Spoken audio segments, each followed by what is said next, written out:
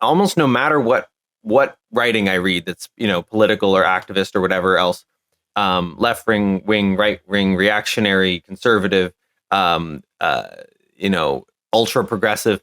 I basically agree with everybody's complaints, but I also think that everybody's proposed solutions are complete shit. Right.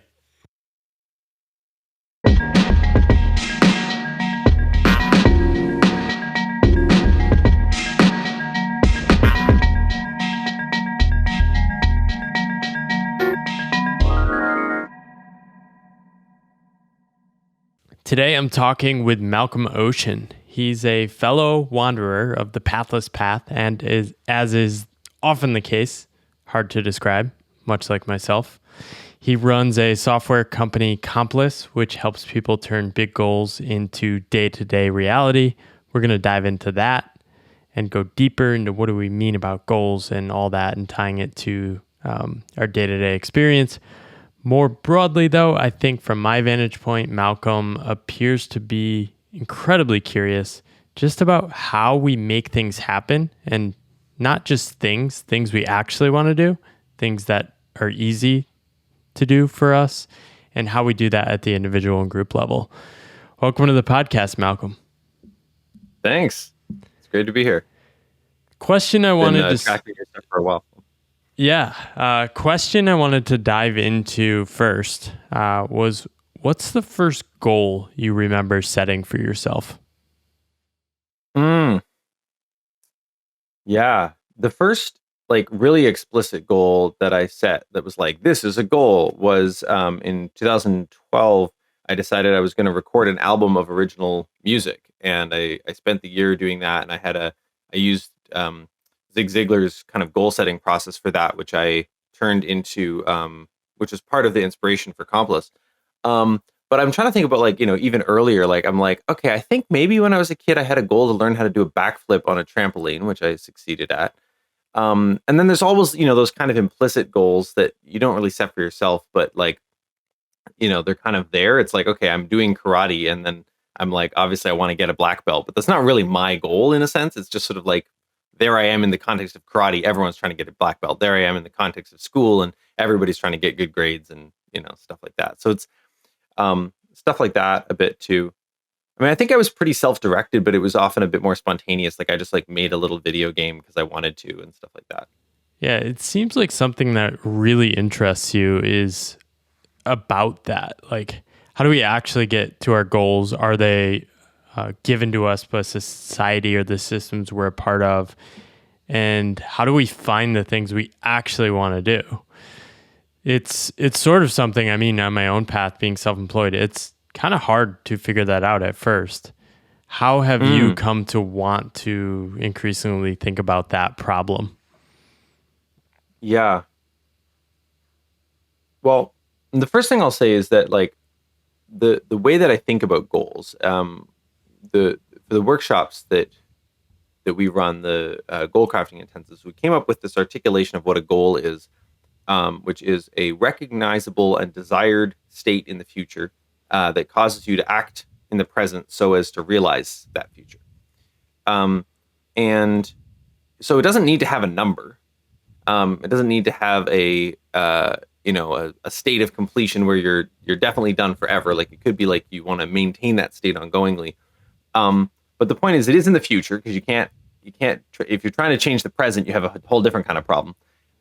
And it's something that you know and you're orienting towards, because it's meaningful to you and it matters to you. And so, yeah. So with that in mind, it's like figuring out, what do I actually want? I mean, that is a huge part of the puzzle. And one thing that I encourage people to do is to try, if you feel like most of your goals currently come from the outside and they're about other people's ideas and recognition and stuff like that, then I have this suggestion, which is to do something that you want to do, and don't tell anybody about it for 3 years. Just pick it could be a very tiny thing, it could be going to the woods and, arranging some sticks in a way that you like or something. But you don't show it to anybody and you don't tell anybody about it for like a long time. And so it's like by setting yourself that constraint, you have to come up with something that like you just want to do for you. Again, really doesn't have to be a big thing. Could just take an afternoon, like it's, but I think there is something valuable, like, and that even just doing small things like that helps you hone your taste. And ultimately, it's not that like social regard is irrelevant to the process of goal setting. I mean, I think there's a lot of ways in which our sense of who we are, comes from other people and how we interact with them, and that's okay. I would say for myself, like part of how I knew that I wanted to pursue having a lifestyle that was not just working a job, but being able to, run this company and do my own thing. Like part of how that came clear for me is that like in high school, I was reading a bunch of the OG lifestyle design bloggers, Leo Babauta, Zen Habits, and Steve Pavlina. Anyway, some of the other folks, the original kind of bloggers. I forget what Steve Pavlina's work thing was, but I was reading a bunch of people who were like, making money from blogging or from a little software thing that they had, and that gave me the sense that like that was a thing that was a thing you could do, which I think most people don't have as much of a sense of that being real, and that's part of what I imagine your podcast is trying to do, is like convey the stories of people who are living alternative lifestyles, essentially. And so it starts to, in some ways, make it less alternative. It starts to make it be a thing. You can be a type of guy if you want. And so there's still space to be furtherly unconventional. But like, if we can have more role models for living a lifestyle that's more self-directed, I think that's really, really powerful. Yeah, I had a similar experience, I think, from 2014 to 2016, 17 with podcasts. It was just people in my ear explaining things that I had never imagined before. So it's these new paths, new models, new ideas of how to show up in the world that I was like, oh, I can do these things. But I think the interesting thing you're talking about is sort of practicing action, or sort of just taking the first step to agency or a little more ownership. Like, I don't think we can get to this state of like 100% we're controlling every action, right? But shifting it even 1% can have pretty profound effects. Do you have an example of something you did that you didn't tell people for a few years? Oh, yeah. I mean, I guess I don't know if this was how I got it. I think this was like, I've always been pretty down to do my own thing, even when nobody was telling me about it, or I didn't know anybody else who was doing it. Like, I think for me, this wasn't ever quite my bottleneck. The suggestion to like, go out in the woods or whatever came in response to a friend of mine who was saying like, I don't know if I've ever done anything not for social approval. And I was like, wow, well, yeah. How about you just try? Don't tell me about it either. The suggestion. I don't want to know if you. Yeah. Yeah. So I don't actually know if this advice worked because, the friend didn't tell me. Right. So I have told people one thing that does appear to work. I'll just throw it out there in the mix. I've had a lot of people tell me similarly, they've never taken a walk without a destination. So this is a very simple. Yeah. Oh, yeah. This is a very simple one you can do, is just go for a walk, but just start taking random turns. And even if you're not random, like, I don't know, it doesn't even matter where you stand on the free will debate. I think it's almost this mindset of like pretending you at least have some control and taking random turns. Yeah, I mean, I would say there's a sense in which like I don't know, the free will debate, it seems not a useful level of abstraction for a lot of this stuff, but it's like obviously in some sense people are going around making choices, and you can like refine your taste and your capacity to choose by doing it. And so definitely that's I almost mentioned it myself in some ways, something about going for a walk and just exploring, And I'm actually, I've got some upcoming travel, like I'm going to be in Europe, and I have the first couple of weeks I'm going to be hanging out with friends in Portugal, and that's kind of planned out.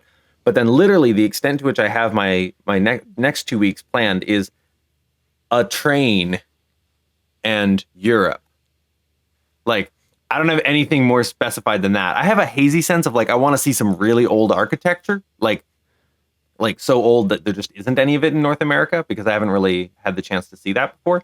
But like that's going to be, I think, an edge for me of just like really following my own whims. Um, yeah, and finding out what I want and being opportunistic and being like, oh, I want to spend an extra day in this city because this thing is really cool or whatever. Yeah, This has but you been can just do it in your own backyard. Just like go out in your backyard and just wander around. Like, yeah. This has been a common thing I've seen a lot of people on unconventional paths say is they sort of have some practice of practicing these like wandering things in their life, whether it be their work, travel, personal life, but having the sense that, oh, I need to practice this stepping into the unknown because that is going mhm, to provide me the learnings or the wisdom about what to do next. yeah. And it's rather unintuitive to do this until you're on such a path. Is this something you've learned to embrace the longer you've been self-employed? That's a good question. And maybe it might be worth backtracking and just sort of explain when you became self-employed and what that initial leap was like. Yeah. So I I think I've been technically self-employed for my entire adult life. But I the first half of that was more kind of like a friend and I in high school started a web design business and we didn't really have very many clients at all and definitely had very few in when we went off to university for the first few years. Um and but then when I when I was about halfway through my undergrad degree, I sort of thought about it and I was like, I don't want to have to get a job when I graduate. Like that just seems bad. I don't want that. Um, I want to be able to, wake up and do what I feel like. And so I set a goal in essence of having some sort of passive income project that would allow me to not have to get a job when I graduated. Um, and I had no idea what that was going to be when I first decided that I was going to do that. I was just like, I'm going to figure this out. And so I started, brainstorming ideas and so forth. And what I ultimately came up with was this goal setting system based on this paper notebook that Seth Godin made out of Zig Ziglar's system. And yeah, so I made this kind of digital thing inspired by that. And indeed, by the time I graduated, I didn't have to get a job. Now, I wasn't actually making enough money from the app when I graduated to not have to work, but I was uh, somehow having made a kind of productivity app or whatever caused people to want to hire me one on one to just like coach them or whatever.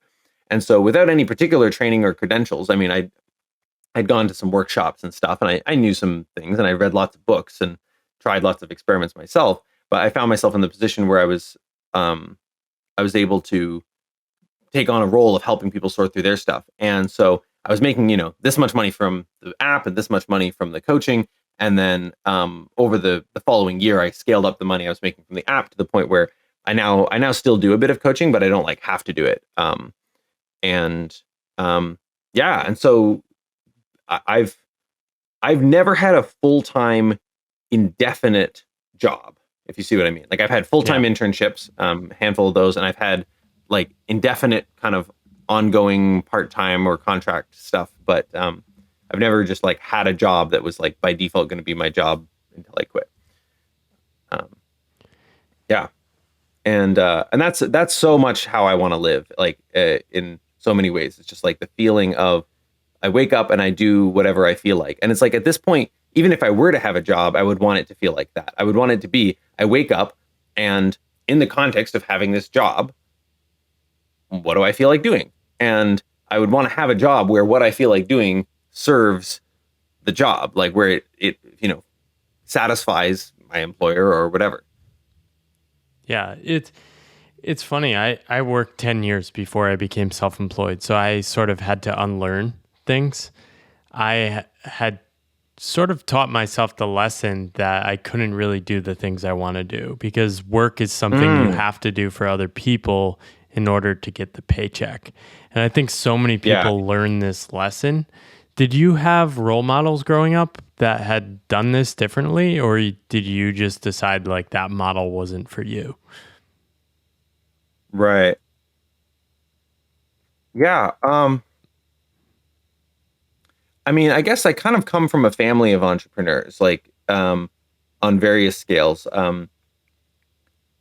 The main, like, if I sort of just trace out my family, like one or two branches away, the main person that like I don't think ran a business is like my grandmother, but I mean, she helped my grandfather with the TV repair business that he had at one point. So, that doesn't really count. And then I'm like, yep, those aunts and uncles have a business. That uncle has a business. That aunt, no, she's a nurse. You know, but like it's all, almost Wow. all of my family has, even if they also worked full-time jobs, which sometimes they did, they were like also at other times running companies or, doing various ventures. So, um, like none of them had the kind of, um, like lifestyle I have where the software runs itself and I am sort of, like most of my time is spent staring at the nature of collective intelligence, like not working on complex software or anything like that. Like that's what I want to do with my time is look at how does collective wisdom work in small groups and how do we scale it up. And so yeah, but I would say like in some ways I had a lot of inspiration. But it was funny, like my dad didn't really understand the business for years. He would ask me, he would say things like, "Oh, so your business is successful. Like, have you thought of having some employees?" And I'm like, Oh, this is so funny. Yeah. yeah, I'm like, Dad, that's not the point. Like, I don't need employees. Employees would just be more work. Like, and finally, I conveyed it to him where I was like, so I've got this software, you see.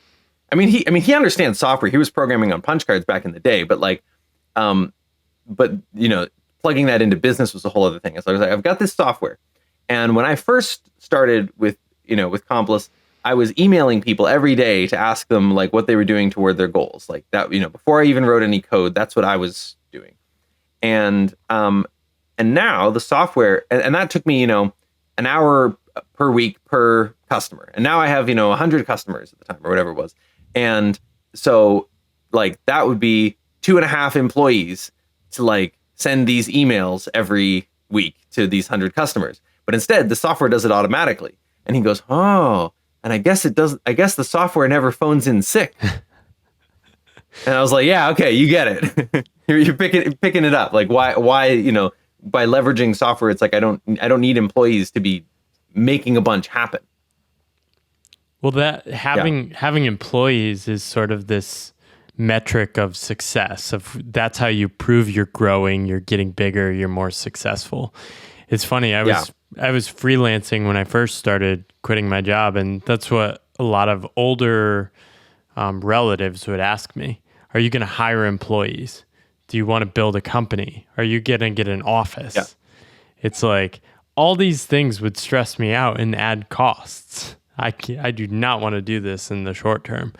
And then yeah. just building a digital business is just really hard to explain to people because we sort of look at work as semi performance. It's like putting on a certain piece of clothing, going to an office, performing the ritual Mm, of doing that. And when you take that away, people are like, "What are you doing?" I mean, somebody yesterday said to me, Paul doesn't really have a job. He doesn't work. And I just kind of laugh these things off at this point. But, um, and it's funny because to me, like the upsides of working this way are so large. It's kind of crazy that more people don't want to shift in this direction. yeah. I mean, some people need more structure, For like sure. just in terms of how, like, they want to not be making strategic decisions, I guess. Like, and I've had to come to terms with that. Like, it's maybe not for everybody, and that's fine. But I think there are a lot of people who would like it a lot, and um, yeah, You've said that utopia is when everyone just does what they feel like doing, and the situation is such that everyone doing what they feel like results in everyone's needs getting met. Where does this vision come from, and what what are you doing to kind of shift things in that Mm. direction?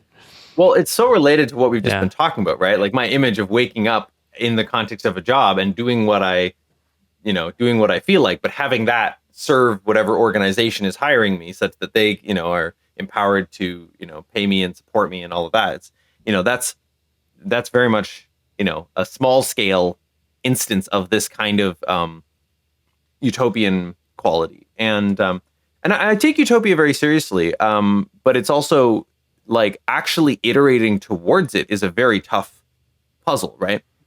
Um, where did that come from? Yeah, something like, I mean, there's been a lot of talk in our circles on Twitter about like non-coercion um, as a thing, and that's a little weird, because it's framed as a negation.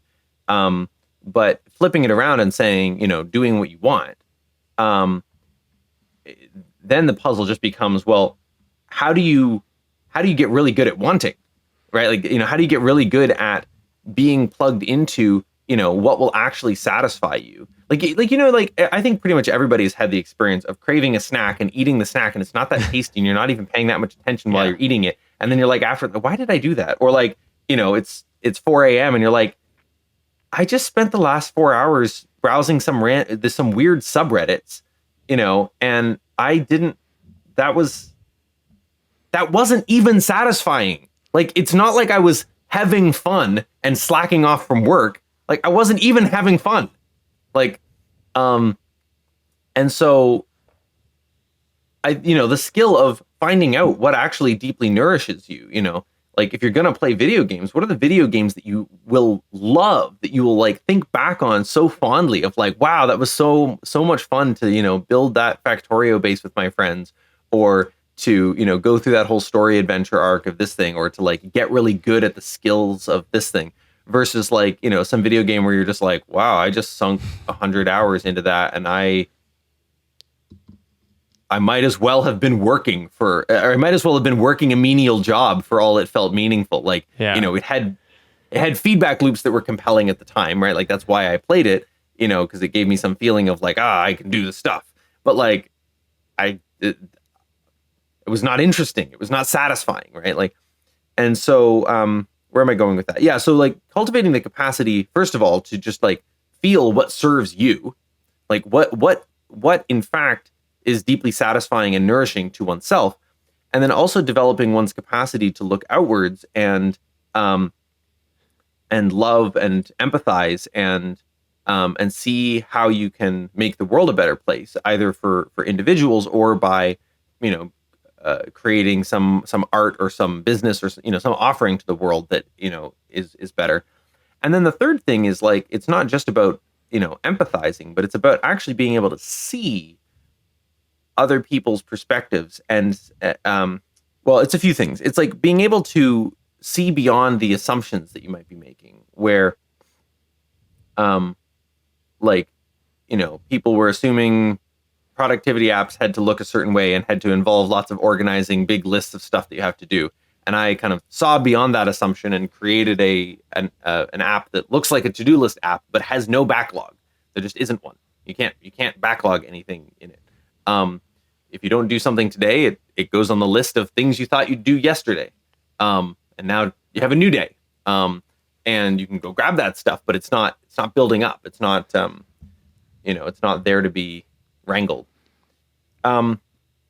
So I'm really trying to get to the core of the thing here, right? This sense of like utopia is when everybody just does what they want, and the situation is such that this results in everybody getting their needs met. I don't want to overly reify the concept of needs here either, but it's like, it's like everybody does what they want and everybody's satisfied with how that plays out, right? Like people are finding the work that is meaningful and satisfying, and like, yeah. And maybe it's more helpful. Maybe it's helpful to talk about how this feels on a small scale. Yeah, I think an example for like me a household or something is what we think we want, right? I went through this. What I thought I want was a prestigious job and impressive credentials. The experience of actually doing that over time was not ultimately fulfilling, but it actually took this very deep awareness and constant reflection to understand that. And then I think the challenge in doing this is that we're just constantly learning and like just wrong about things, right? So what I thought I wanted was to become a freelance consultant, but then about 15 months into self-employment, I sort of realized the thing I kept coming back to was writing without any sort of incentive or thing. And I'm like, oh, might be what I want to keep doing. So then I sort of made a commitment and elevated that in my like attention. I kept doing more of it. And then I've sort of just made decisions around making sure that that impulse doesn't get destroyed. So it's not even like, even for me, like I didn't aim when I published my book to become an Amazon #1 bestseller or New York Times author. Those things ultimately don't matter to me.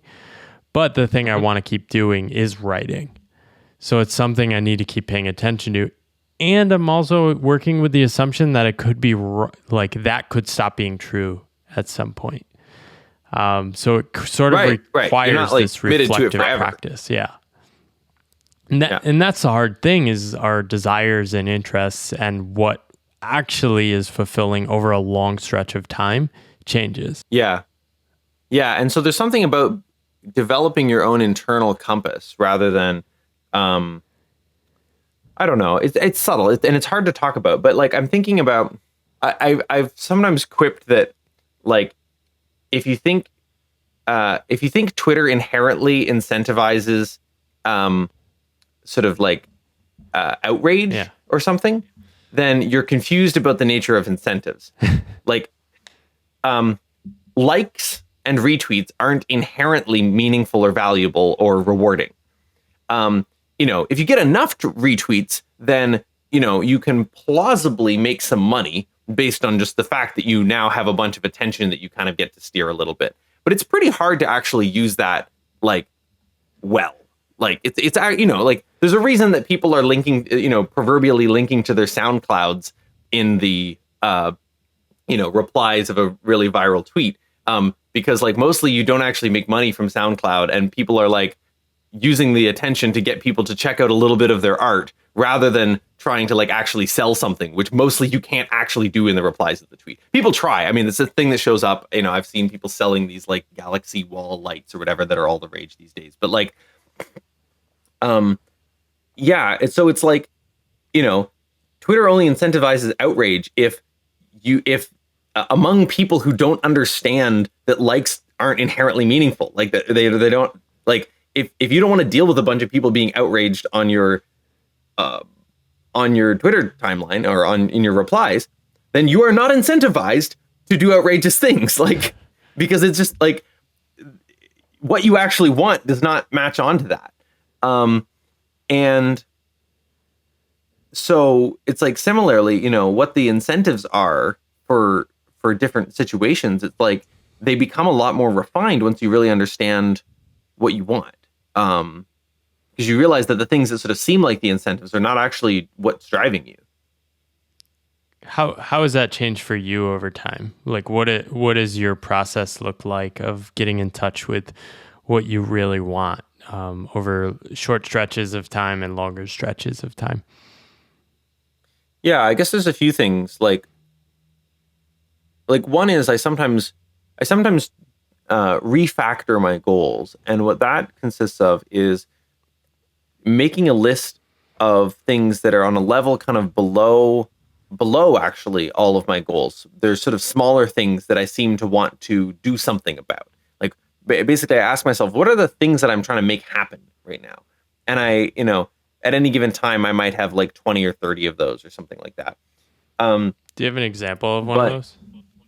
Yeah, like I might be a thing of like, oh, I want to, I want to make the number of Complex customers go up. Yeah. Right. It's like a thing. But on a totally different level, it might be like, oh, I want to like, finish making my desk nice, because it still needs a few more components or something like that. Or it might be, And anyway, and then I would look at all those and I'd look at my goals and I would say, how does my intuitive sense of all the things I'm trying to cause to happen, like map onto these goals that I've set? or have they come kind of out of alignment and I've sort of got this big goal, but it's not actually in touch with what I feel like I want. But other times it's like the big goal is actually feels really clear, and I've been doing a bunch of stuff that's nebulously related, but isn't actually moving that forward. Like I set a goal to learn, learn essentially, well, it, there's a there's a therapy modality called coherence therapy, and they have a related coaching modality just called coherence coaching. And the fundamental principles of all of it are the same. And I had a goal to learn that really deeply, but I ended up tracking a bunch of stuff under the goal that wasn't really actually moving me towards that. And when I looked at it, it was like, yeah, I still care about that. Like I want to achieve that, not just, you know, doing my own therapeutic healing process, which I was sort of tracking a bit under this goal, but like no amount of doing that is going to cause me to like grok this technique, and so on, even though it overall does help. And so that's then a thing of like, yeah, I still want this deeper thing, but I'm not really moving towards it. But I recently, had a bit of a shift where, what I thought I was doing with my life and where I was and all of that has kind of, all come uprooted earlier this year. And when I realized that I didn't want to be in the marriage that I was in, and so in the wake of that, it's like I noticed there were all of these things that I actually wanted that I didn't want in the context of that relationship because of the nature of the constraints of that relationship. But that once I took a step back, it was like, oh, where do I want to live? Maybe I want to go back to San Francisco where I, was for many years. Like, and how would I go about making that happen? I spent a bunch of years traveling there and I have a ton of friends. That could be actually where I want to live. And like watching that arise now that the constraints had fallen away. It's like similarly, like I imagine this occurs for lots of the kinds of people that you're working with is like, when they leave their job, they suddenly realize, wait, I don't actually want to live in this city, or I don't care that much about having a car now that I'm not commuting, and I'd rather just like have a bike, or other things kind of cascade as a result of, it's like you have one piece of clarity and then it actually begets more clarity. Yeah, it's interesting. I think we sort of assume the things around us are the things we want. So if we're starting with that assumption, if we're in a sort of life path that is very predictable, we are going to start tricking ourselves into thinking that's what we actually want. And like people will say things to me like, I could never not own a home. I need a home base, right? So I've been semi-nomadic for 3 or 4 years. And I don't have a strong reaction in the other direction, because what I've realized is that I had untested beliefs about what I wanted before. I thought I needed a home base too. And then I went nomadic and I realized, oh, I'm still kind of pretty happy, if not happier, doing this, which means I was totally wrong previously. Right. Yeah. But I've sort of tested this different approach and revealed these hidden preferences. And I think that is probably a big opportunity for people figuring out what they want, is kind of asking themselves, what are the hidden preferences that my current life circumstances can't reveal? Yeah, and like, what are the assumptions? Like, I think about this a lot in the context of design, where people kind of they locally have a sense of what they want. They're like, oh, I don't like this font, or I this app is too slow, right? Like they kind of minor local improvements, but so few people can see like, no, this app is paradigmatically confused, or like the whole basic interaction pattern of this design, of this design constraint of like how this app is made is like backwards, And so it's like people aren't able to access a sense of what they want that's sort of beyond like one step away from what they currently are seeing. It's like, oh geez, it would be nice if, whatever, like, yeah, I'm not thinking of good examples right now, but yeah. And that's one thing that I've been cultivating in the arena of design. Like I have this short series on YouTube of videos. Probably record another one today about my new headphones or earbuds. That is the series is called "What If It Were Good Though," and basically it's like when I get a product that I hate, I just do a rant about like why it's awful, and then I try to just like blank slate like what does this thing actually want to be? What would make it be actually good? And try to like really stretch the boundaries of my thinking to point at something that's not just marginal improvements, but it's like a whole different fundamental paradigm. Like what problem is this really trying to solve? Could we approach it in a totally different way? Like, yeah, stuff like that. And so it's like similarly with your life, I think you can kind of, it's possible to sort of like really set aside the assumptions and be like, well, why do I want a home base? What is that about? Can I go deeper? Can I go deeper? I guess another thing is maybe like, what is the best version of not having a home base, for instance, or what's the best version of, if I assume that I'm going to be traveling for the next few months, how would that go best? Even before I've actually decided that that's what I'm going to do. It's like, how can I sketch out the best possible version of that world? And I think people could benefit a lot from doing a lot more like imagining of what they want. I think me too, honestly. Like I don't think I have flexed my imagination muscle nearly as much as I could.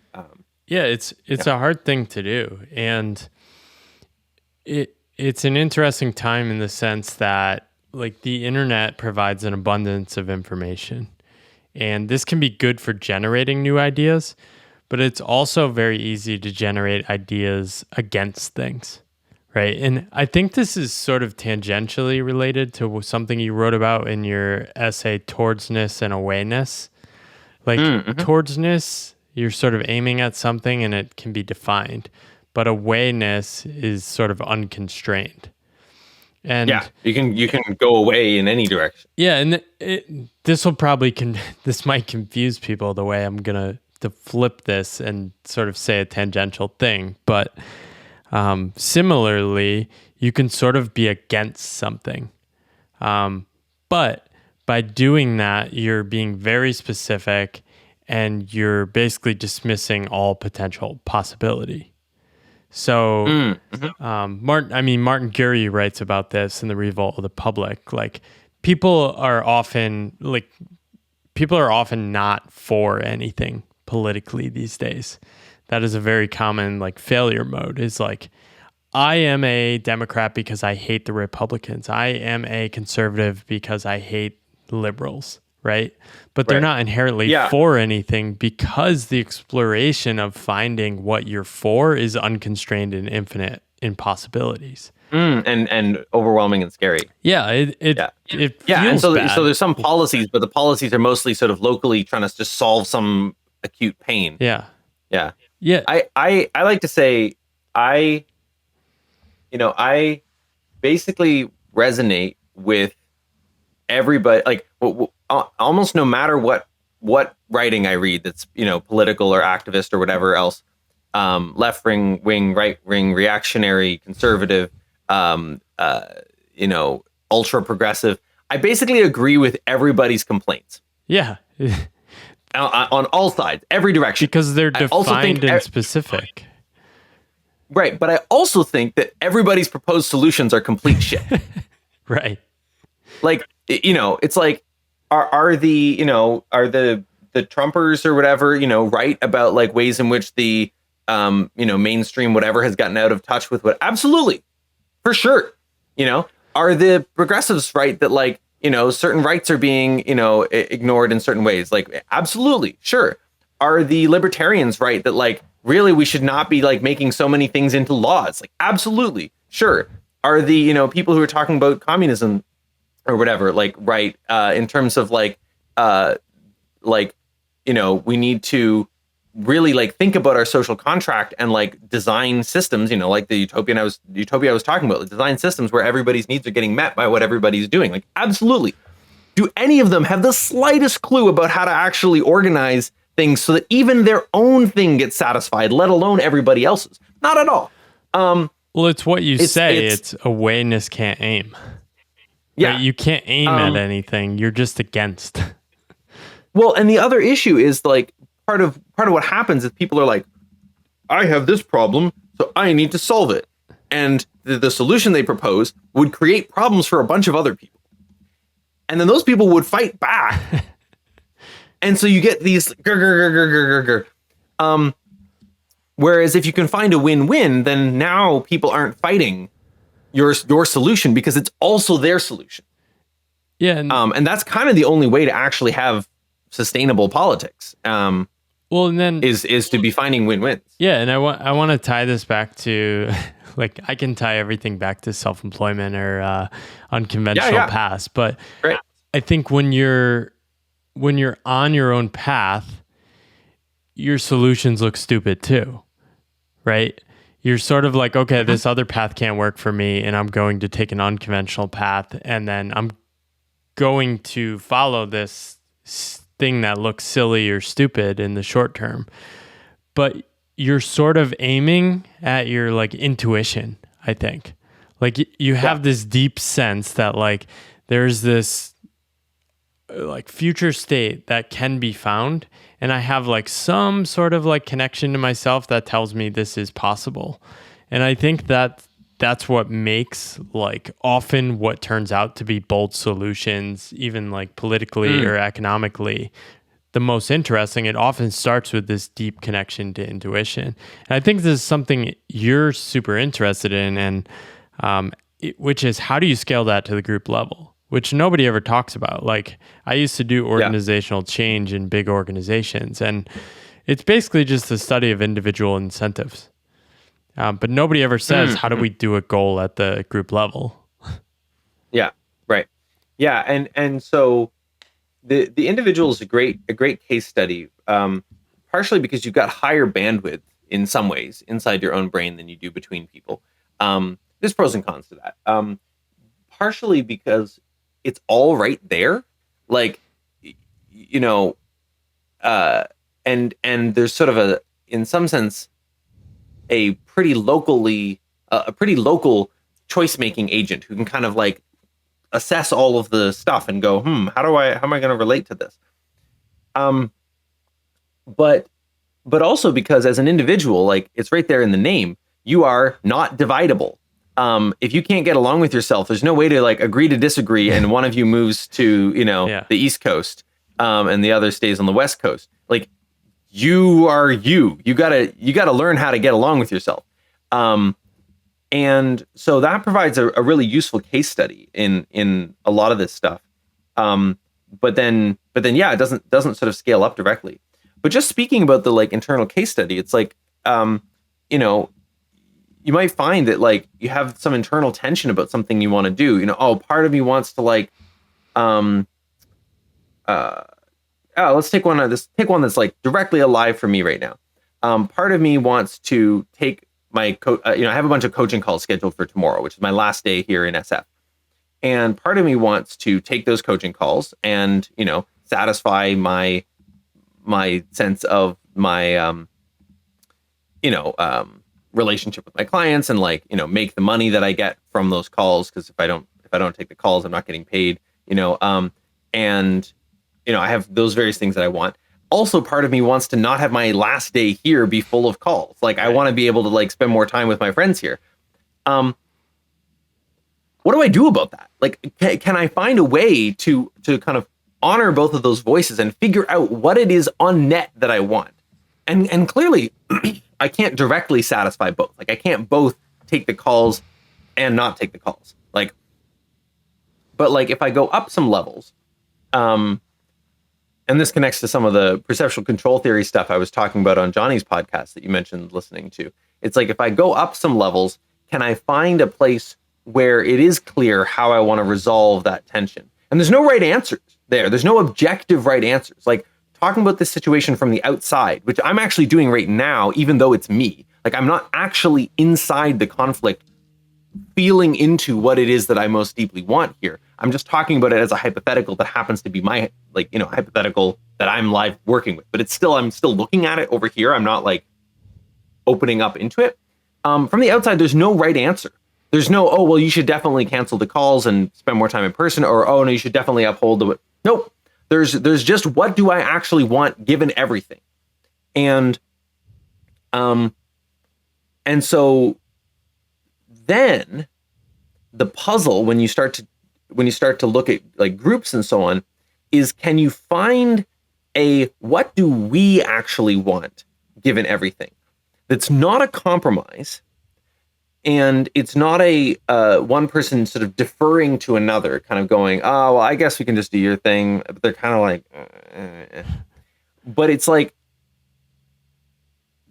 the situation is able to surface enough of the relevant factors, and for people to feel enough in sync that they're actually, everybody is like, oh yeah, that's clearly the thing to do, right? And you can see this with tiny decisions, right? It's like, you're out with some people and you're like, oh, we should go for dinner, and someone's like, how about Mexican? And somebody else is like, nah, Mexican gives me gas, like I can't handle it. Like, okay, cool. What about like, what about we go to this, sandwich shop instead? And somebody else is like, no, they don't serve, gluten-free sandwiches, so I can't go there. And it's like, okay, what do we want? How about Thai food? And everybody's like, oh yeah, Thai food, that sounds great. There's this moment when it's like, yes, that is what we want, right? Like, that's a really tiny example. And that's not a like devising a new solution, like a win-win in like a really deep way. But it is like, there's that moment when the group goes, oh yeah, Thai food, that's what we want. Now, suppose the Thai restaurant is closed. Oh shit, what do we do now? Well, it turned out that what we thought we wanted is actually not available. And so we now need to figure out again, what do we want? And so there's this ongoing, like, how do we get in sync enough to really get clear on that? Because again, with a compromise, nobody's actually fully satisfied. And so you remain in a state of conflict. It's actually like you're pulling still, like trying to get a little bit more for yourself versus like allowing. And that's the whole frame of compromise as a type of solution is profoundly limited and flawed. It's arguably, yeah, it's sacrifice, right? And like, suppose you and I were on a canoe trip, and your lunch bag like fell into the water and we lost it, right, to a fish or just the water.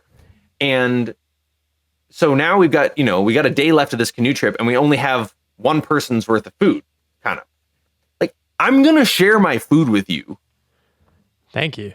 Not as like a favor to you, but because I want you to A, be relatively happy, right. B, be nourished enough to keep canoeing. Like, and so it's like, okay, we're now in a situation of scarcity, but like, I'm going to share with you. And it's not even quite kindness.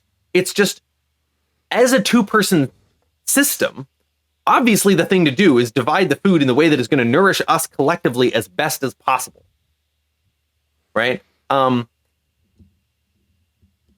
if we were kayaking, say, instead of canoeing, and we each had our own little kayak, and we weren't really like that close friends, we just happened to have set out together, I might have been like, you know what, man, I just want to keep kayaking for 2 more days. Like, you can go back, here's a Cliff Bar, right, to get you back to depending on the situation.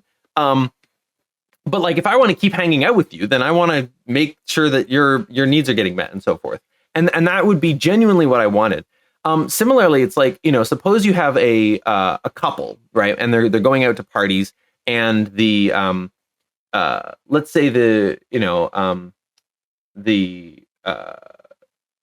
man is often getting tired and wants to go home early, and the woman like wants to stay out later, and so they're kind of feeling into, okay, we're out at this party, or actually, before I gestured as if it is a pattern, but I actually want to first just focus on a local situation. So they're at this party, the man wants to go home, the woman's like, I want to stay out, and they feel into it. Like, what do we want, therefore? And again, because they are 2 individuals, not a single individual, they do have an option of like one of them leaving and the other staying. But they also really highly value being together, whether that's just because they want to spend time with each other and be a unit, or whether that's just literally like if one of them drives back, the other's got to like take an expensive taxi or something. And so they want to stay together at the party, but they're sort of realizing, or they want to stay together. Hang on, let me just center a little bit. So it might be that on this particular night, the woman's like, okay, cool. I'm fine leaving this party. Like we can just head home. Or it might be that the man is like, you know what? I'm actually fine staying a bit longer because you really want to be here. Again, there's no right answers to any of this. And importantly, and so one version of this is where the person is actually like resentful. Like they actually don't want to stay or they don't want to leave. They don't feel like their desire has been adequately held by the whole of the two of them, such that the decision is really including that desire. And in that case, you've got like a breakdown of trust and of like collectiveness of the group. But if they both feel like they've really adequately put in, like I really want to stay, I really want to leave. If they both feel that that has really been heard and held by the collective, then they'll come to some sort of conclusion. They'll be like, oh yeah, I guess I am fine leaving. Like you really want to get some sleep. Or, oh, I guess I am fine staying. You really are enjoying the dancing here. And like they actually want that. Like in the context of being part of this collective, this relates to the whole utopia thing from earlier. They actually want that. Yeah. Now, if that pattern continues, they're going to go into a space where they're like, we need to redesign something here. Like we need to bring 2 cars so that you can go home earlier and I can stay.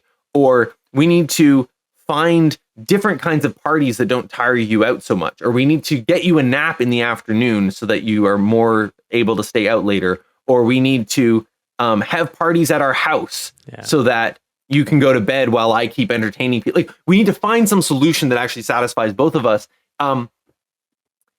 If this is a big deal. And it might be that it just goes back and forth, right? Like it's just, sometimes you do this, sometimes you do that. And it's like actually fine. But again, it's not a compromise because you're actually deeply sensing into what each person both wants.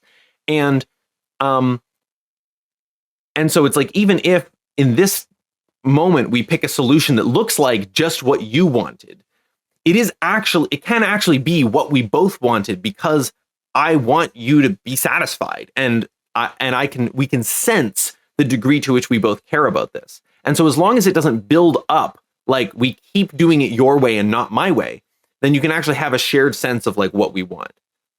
I love these. Okay, that's not the clearest I could possibly articulate that, but I feel relatively satisfied. I love. What do you think to bring up? I buy it. I love these examples because what you're doing is bringing the complexity and like multifacetedness of human desire and needs alive, right? In the wilderness, there's a survival component and making it on the trip of like canoeing or kayaking. In a relationship, there's the sense that we want to play an infinite game with each other, right? I think what happens as soon as people start working is the easiest thing to do is sort of do it how most other people are doing. And in large companies, it's, well, the most important thing is like profit. And then that gets even simplified down to the highest ranking person's insecurities and pet peeves. So oftentimes you're sort of just serving, you're kayaking with a bunch of different people, and the person out front happens to be the loudest and most powerful. So everyone just starves because that person always eats, right? And it sort of works as long as you're ignoring that people have lives, needs, they're hungry, and things like that. And I think a lot of what people are realizing when they go self-employed or even just coming to this awareness in big organizations, I think remote work did this for people in enormous ways, is like, oh, I have other needs. I shouldn't compromise just because the company is busy or has to do all these things. Yeah, I love that. And this is what makes it so damn hard, right? is because the easiest thing to do is like, well, all these people have all these needs, but like it's just easier if we pretend they're just workers, they're just showing up and they're just responsible for tasks. Not that they have Mm-hmm. like envy, jealousy, ambition, all these things that just make everything messy. Resistance, So, yeah. would you say that like it's basically just about creating some sort of meta process, like like a way of talking about what you're talking about? Because I encountered this too in some of my coaching with organizations. Is like they're like, we need a process. I'm like, well, you don't even have a process for talking about process. So how are you ever going to do this? So often, Yeah. what I have them do first is establish a team that's only responsibility is talking about the process. Oh, neat. Yeah, yeah, yeah. I'd be curious to explore more what your corporate consulting and stuff has been like. Like more, recently with all of this. But yeah, like I think that there are processes, but even before that, there are something like beliefs or assumptions or paradigms or something that can dramatically facilitate or get in the way of being able to come together, uh, broadly construed. And so, like, you know, one of these things is um, people often have a belief, explicit or not, that if I think one thing and you think another thing, and these things seem to be different, then one of us must be wrong. Common belief that people have. But it turns out that um, your left eye and your right eye see different worlds. They see the world from slightly different angles. They in some sense disagree about what is going on. But the disagreement isn't actually that one of them is wrong. It's just that there are two different vantage points. And if you try to argue it, then you miss out on depth perception. Which is like the actual benefit of having this difference is not like fighting it out, but like using it to go deeper. So, if you have an assumption that if we disagree, one of us must be wrong, then you're going to have a lot harder of a time finding the depth perception between your two views. On the flip side, or like, on the other end of the sort of perception, sense making agency or like action kind of loop, um, or values or something. It's like if I want something and you want something else, and these things seem to be incompatible. I mean, they maybe even are the way that they're stated. They're just like straightforwardly incompatible. Um, One can have a sort of assumption. Again, it could be explicit or it could be implicit that how this situation is going to be resolved is that one of us is going to overpower the other and assert, like my way or the highway kind of thing, or that we're going to end up with a compromise. But that's not, in some important sense, true.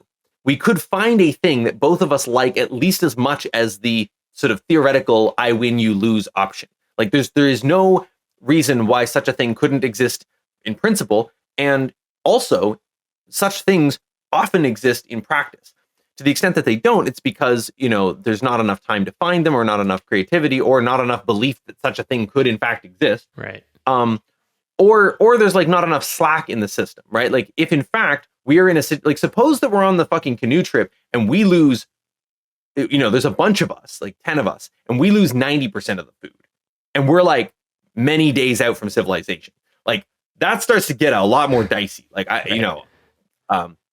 especially if it's, not a canoe trip, but a desert trip. And so we're also short on water. It's like, you got some really basic survival stuff going on there. But like, that is not like, even people in poverty are not dealing with such acute, direct, obvious, literal, physical absence of food.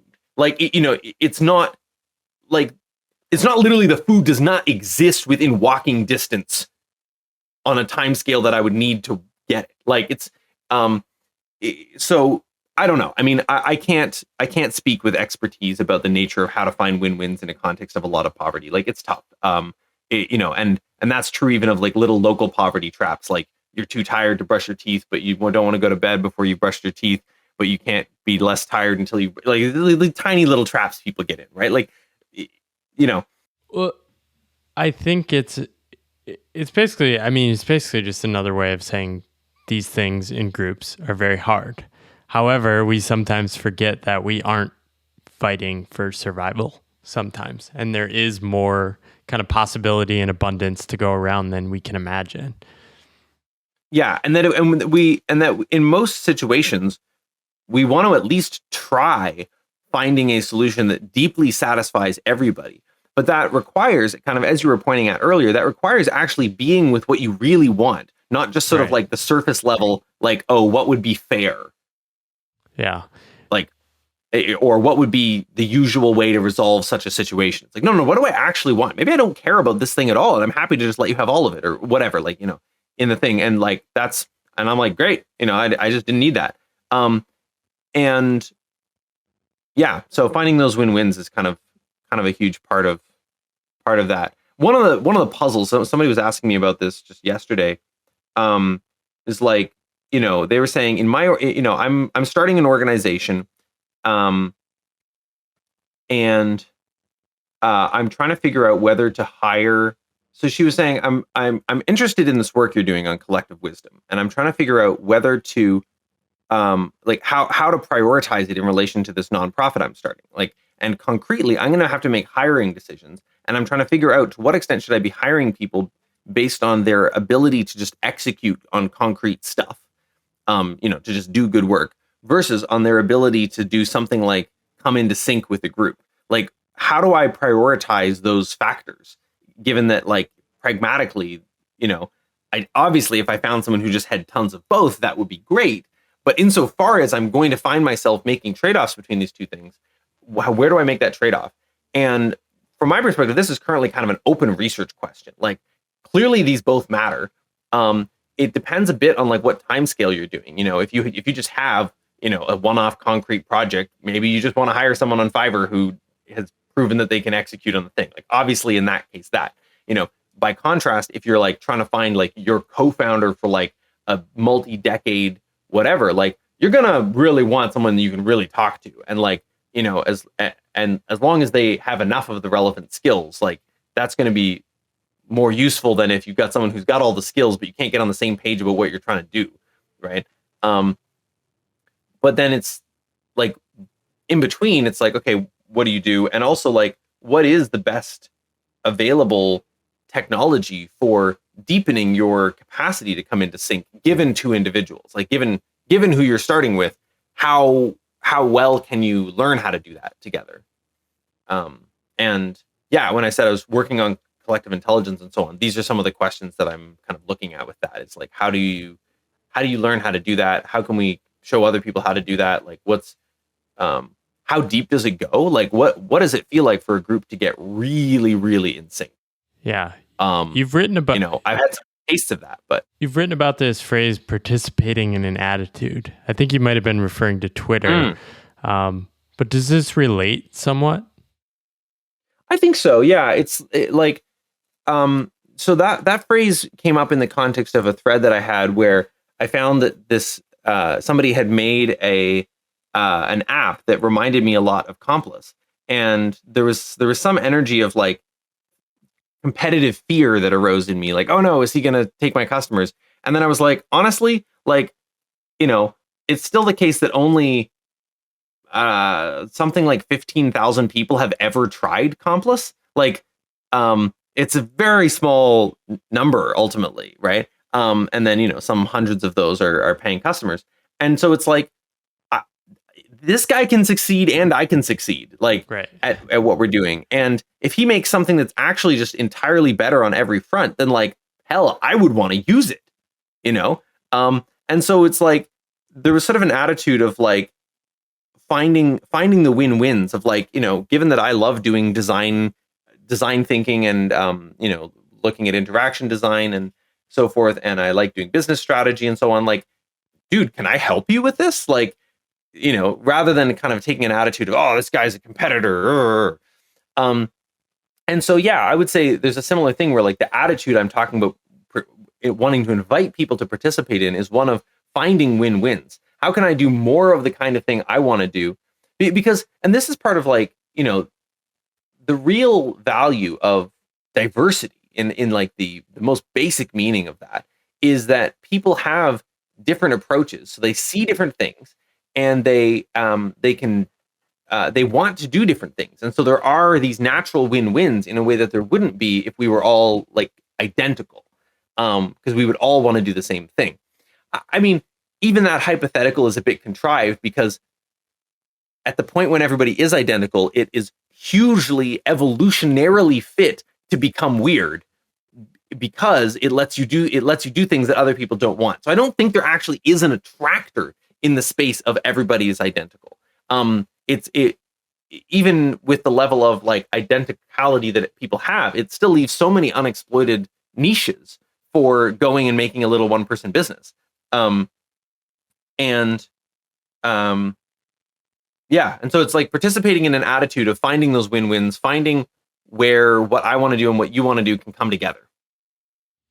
Yeah, I wanted to shift gears a little bit, talk about some of the things you wrote about. You have like so many techniques to like getting this stuff. I think a big challenge of working on your own is actually doing this stuff. Once you figure out what do I like doing over long stretches of time, actually getting yourself to do them and take action on them. You highlighted a couple techniques, which I'd love to just explore the thinking or like how they've worked behind them. One is making an appointment with your saner self.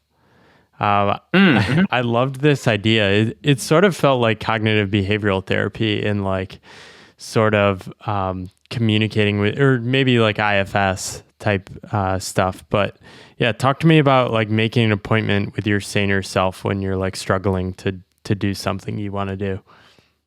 Yeah. So there's sort of a few lenses on that. I mean, one of them is like, even before you're struggling, it's just like, what does it look like to set aside time to have a conversation with yourself, to look at whatever there is to look at about what you want and how you're going to do it. And that a huge part of the value that people get from taking the time for a meditation retreat is not even the teacher saying anything at the retreat or whatever, or going to a workshop. It's not what they say at the workshop. It's just the fact that you spent an entire day looking at your stuff.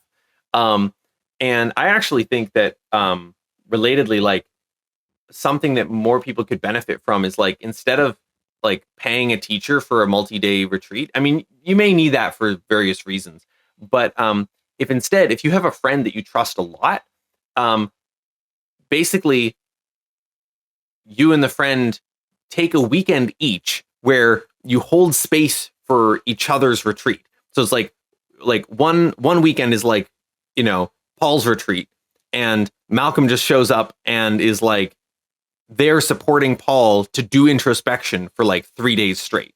And that could be introspection on the level of like strategy, writing out like your goals and stuff and like thinking about that. Or it could be introspection on the level of, deep emotional work or whatever. But the point is, like, what we actually have is, unlike a workshop where, you only get, an hour of sustained attention from the, instructor before they have to move on to somebody else, and you're just then kind of doing your own thing. It's like, we have 3 days straight of attention just on you. And so it's like, you can really kind of go deep into stuff and unpack it. And, you have more working memory because there's somebody else there holding it with you. And have you done this? Yeah, I did it with a friend of mine. We didn't actually end up swapping, and we were sort of intending to, but then a lot of things happened, including COVID. But we just rented an Airbnb for like 3 days and just spent the entire time looking at ways in which I was feeling stuck, and it was really healing. It was really powerful on a whole bunch of levels. Now, you do actually have to have adequate techniques in order to do that. Like this is a little bit of an advanced thing, maybe, right? Like if you were, but I mean, even there, like everybody has more wisdom than they're actually accessing most of the time, because they're most of the time in too much of a rush to just slow down and find it. So like, I think unless you would be likely to kind of go off the deep end and get dysregulated in some way from doing such a thing, I think it's basically a good idea, even if you're just working with some basic goal setting techniques, or just like trying to put into practice the advice from some book you just read that you like. Like, I think that would all be worthwhile. Yeah, I liked your saying yourself technique. It was sort of put a appointment on the calendar, deal with like bring attention to something you're struggling with, and then give the advice you would give a friend in that same situation. Right. And oftentimes you can short circuit your own automatic processes to say, oh, okay, I can. And funny thing about that, like, so I think they've actually studied people are better at solving certain kinds of problems when they step out of their own shoes. So like, you ask people, like, what do you think you should do in this situation that you're struggling with? And they go, oh, I don't know. I mean, I can't, whatever. And then they're like, what would you say to a friend who is in this situation? They'd be like, well, I mean, why don't you try talking to that person? It seems like they understand something about it. And then maybe you could get them to like help you talk with the other person. And then they're like, shit, that's a good idea. And part of what's going on there, as far as I can tell from what I've learned about how brains work or something, how minds work, is that people literally have like beliefs about themselves that aren't identity beliefs. It's not a belief about who everybody thinks I am exactly, but it's a belief about the world that only applies to them. So it's something like, if I ask for what I want, everyone will hate me and I'll die alone in a hole with no friends. I mean, it's not anyway. Yeah, something sort of to that effect. Now, they don't think if anyone asks for what they want, that person will die alone in a hole with no friends. They just think that about themselves. And it causes them to not notice certain kinds of moves because from their first person perspective about themselves, those moves are just not available. Even though they're really obvious once the person is looking at their situation from the outside. Having said that, like, one update I would make to that Saner Self post since I wrote it is I would acknowledge, like, sometimes you're going to come up with advice that you don't feel comfortable taking because it would disturb some thing about your sense of self. And well, it seems that's okay. It seems it might just be more beneficial just to generate more ideas. Like, just that practice of expanding imagination is something that I think so many people would benefit from. Definitely. Yeah. Another thing you wrote about was just this idea of starting small and trying stuff. This kind of connects back to what we were talking about at the beginning. But what does that mean to you?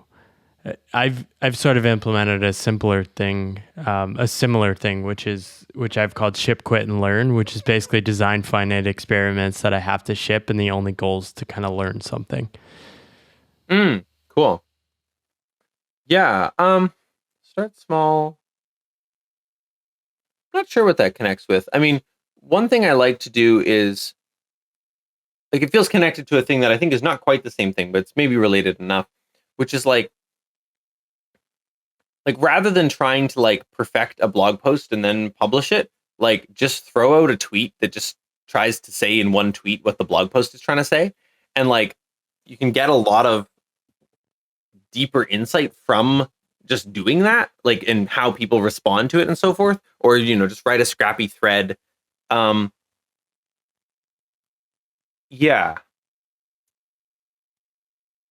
I mean, like, there's something to be said for thoroughness, but there's also, I actually had an interesting conversation with this, with Andy Matuszczyk about this.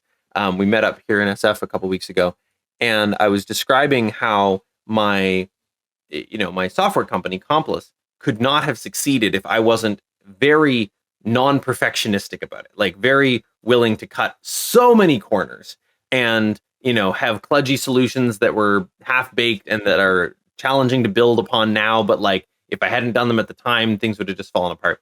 And he was struck by how that was so different from this attitude that I seem to have towards this collective intelligence stuff and collective wisdom and superorganisming and so on, which is like very thorough and like trying to like really get it right in a certain way, like trying to really nail it.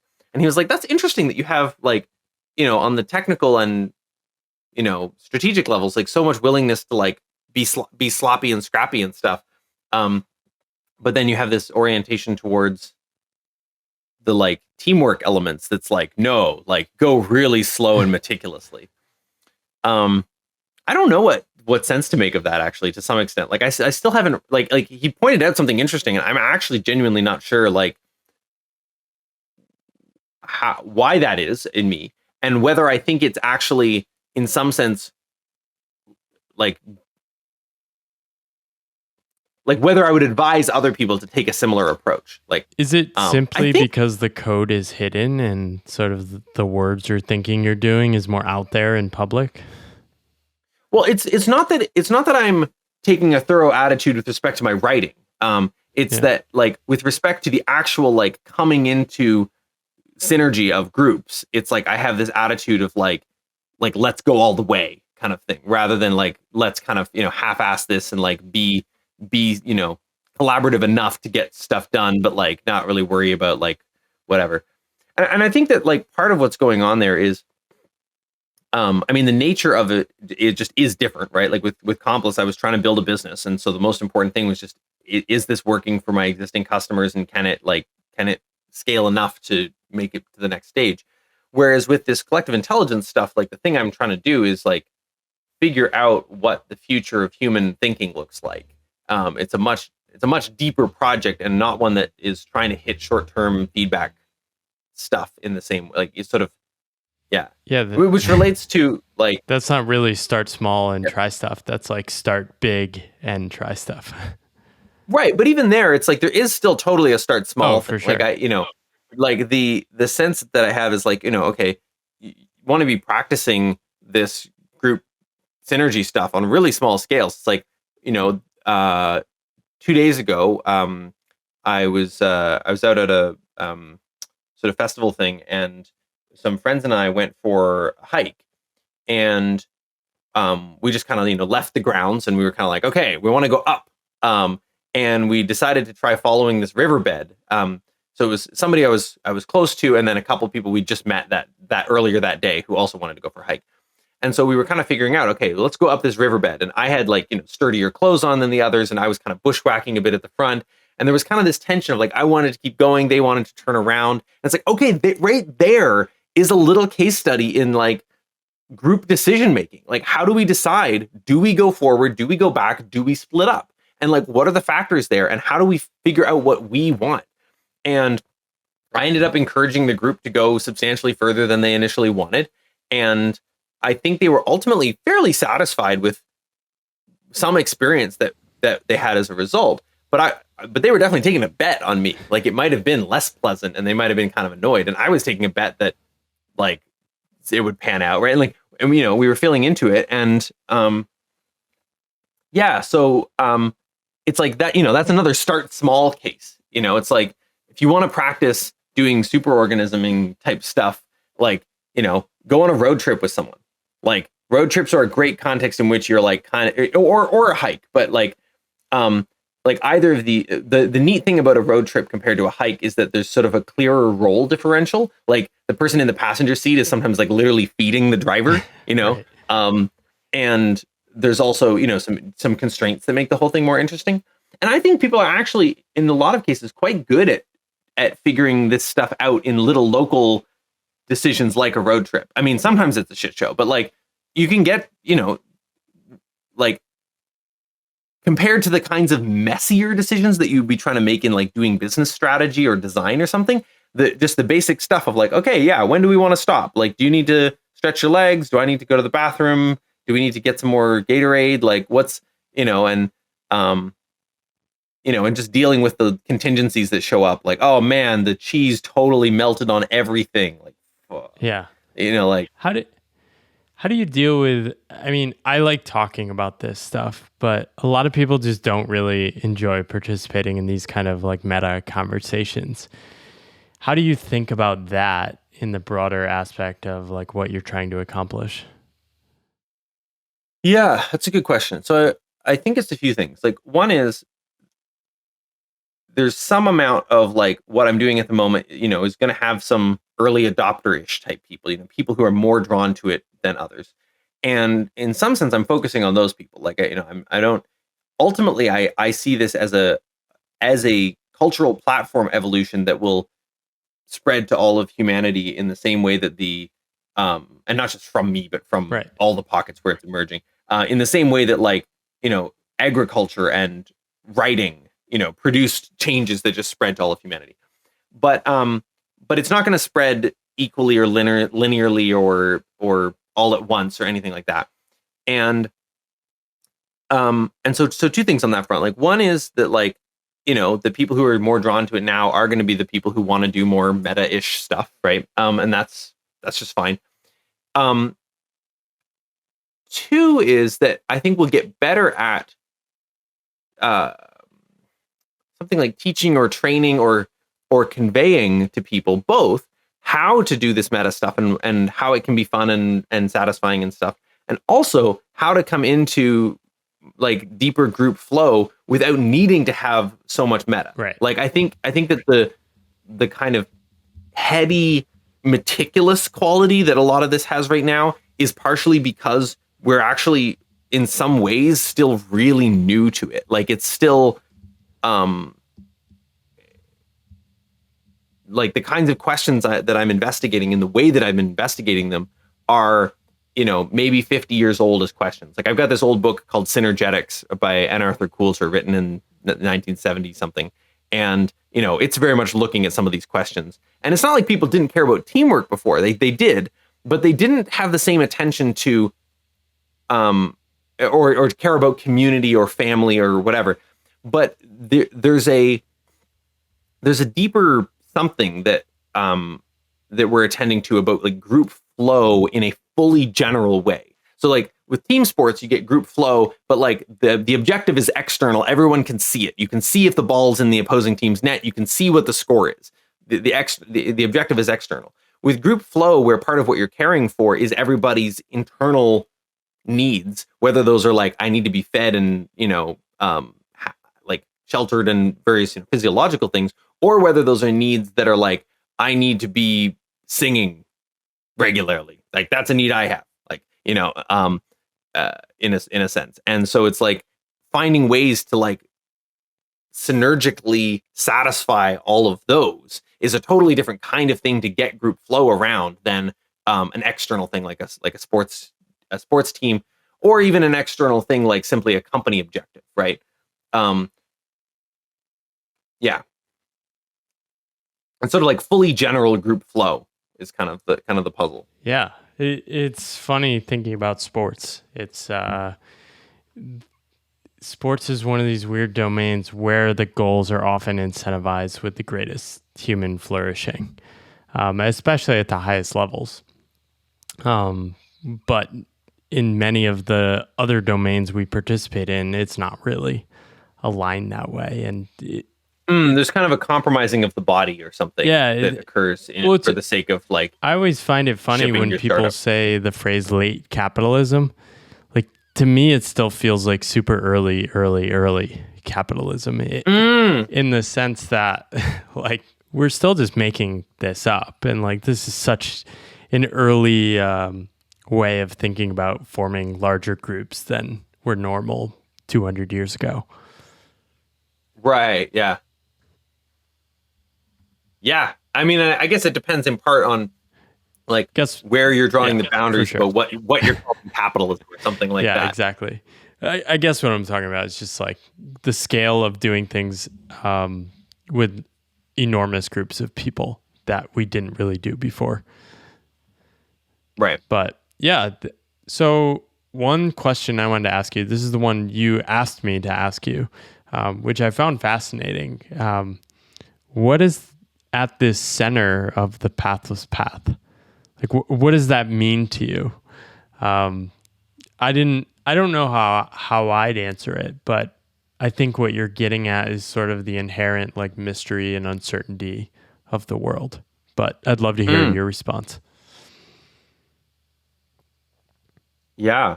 Well, I think that a phrase very similar to that one, I think, shows up in some Dzogchen writing. Vajrayana Buddhist writing, Tibetan Buddhist. I think Ken MacLeod has a book with actually a very similar title or something, The Trackless Path, or something. And so I do wonder about the connection between those.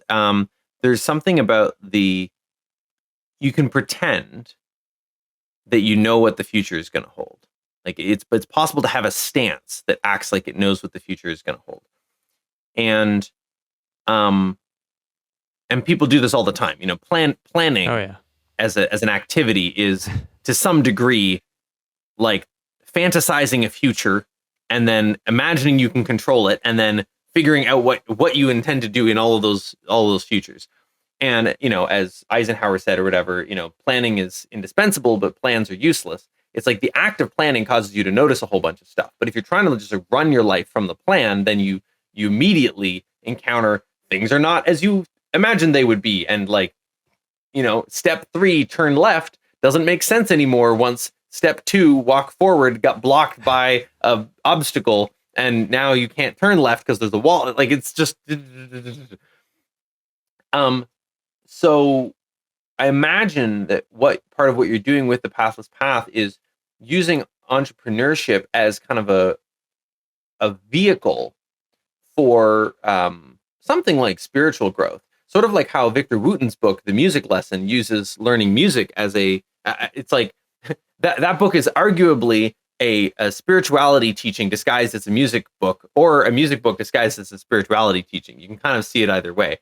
And like similarly, my sense is that part of what you're pointing at is the kind of like stepping into the unknown has a spiritual quality to it. I think I just made a little jump there. It's like, why is this spiritual, right? Like, why is this what is of the nature of the spirit to this? See if I can say anything about that. Well, I think that resonates. I mean, I think what I'm trying to say is that there's something deeper worth finding. Like being on a constrained path where everyone sort of agrees there is a defined future and way of orienting your life might limit you from going in that deeper direction. And then that deeper direction has a whole bunch of stories we can attach to it: entrepreneur, founder, solopreneur, creator, whatever. They're kind of silly and pointless. It doesn't matter. Right. Like those are themselves also paths. Right. So it's not exactly entrepreneurship, except in the sense of in which, go ahead. But those shake things up enough that it's going to make you uncomfortable and notice more things, which then might lead to more interesting paths that you didn't know were possible or even thought about before. So it's this sort of like endless journey, and I guess it's a shift from a finite game to an infinite game. But I think also what I was trying to convey in my book is that it might also suck, especially in the short term. Yeah. But that could be worth it. Yeah. Yeah. I've noticed that when I think about the things that I've done in my life that I've spent the most time on, and Compass being one case study of it, it's like there's the sense of like I would not have managed to do Compass if I had had any idea how much work it would be like when I started, unless I'd also known how much more satisfying and worthwhile it was than I could have imagined. So it's like it was both so much more work than I had envisioned, and also so much more worth it. And I found a lot of things are like that. Yeah, I think writing a book was like that for me. Probably one of the hardest things I've done, but also one of the most rewarding. Nice. But yeah, so wanted to ask you some rapid fire questions. Let's do it. I'll see if I can be brief. I'll give you one breath for each at most. That's how I constrain myself. I can take pretty long breaths. Okay, hit me up. Do you have a path role model?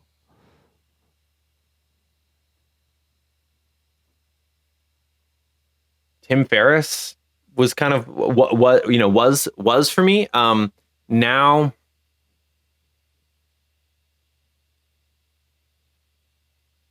more like Jordan Hall. Awesome. Yeah.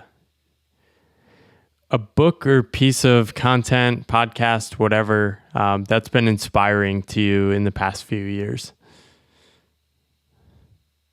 Oh, a few years.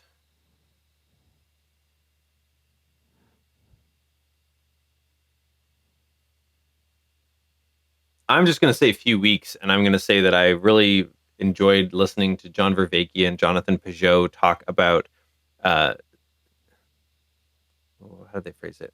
It was something about like how to actually create angels and like new demigods out of collective forces. Wow. Have to check that. A couple of videos on YouTube. I'll have to check that one out, and we'll link that up.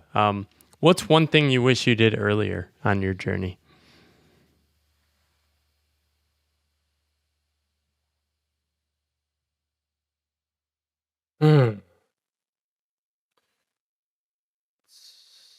Something what actually comes to mind, oddly enough, is like I wish I'd gotten back into music sooner. I mean, like, I don't actually have regrets there because it's all so path dependent, but like I kind of burned myself out a little bit with the album project in 2012 and stopped. Well, it was partially that, and partially I got really intensely. You got to save the world and like whatever.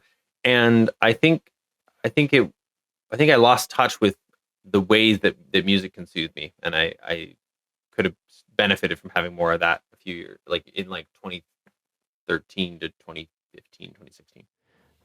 Anything you want to leave for readers, listeners, to follow more of your stuff? Any pitch you want to make them? Any call to action? Yeah. So I mean, we've been talking indirectly a bit about my software, and definitely that has the potential to change your life. If you feel like you would like to be doing more meaningful stuff with your life, if you are, if you've been following Paul's ideas and so on, and you found yourself being like, sure, it would be nice to put this into practice and start thinking about like what I want to do with my life, but you're like not actually doing it.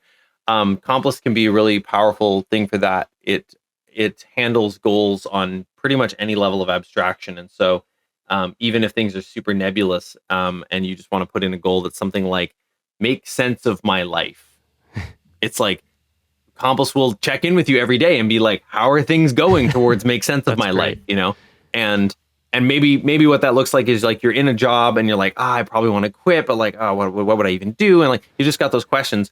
Complis can just help you check in every day. Like, where are you with that questioning process? Like, have you started thinking about what your runway is? I mean, Complis is not going to ask you those things directly, but it's kind of like the saner self thing. It's like Complis is going to, can hold you through that process. So, yeah, I would definitely suggest checking that out, and we'll give a custom link that'll just give an extra week of trial for that.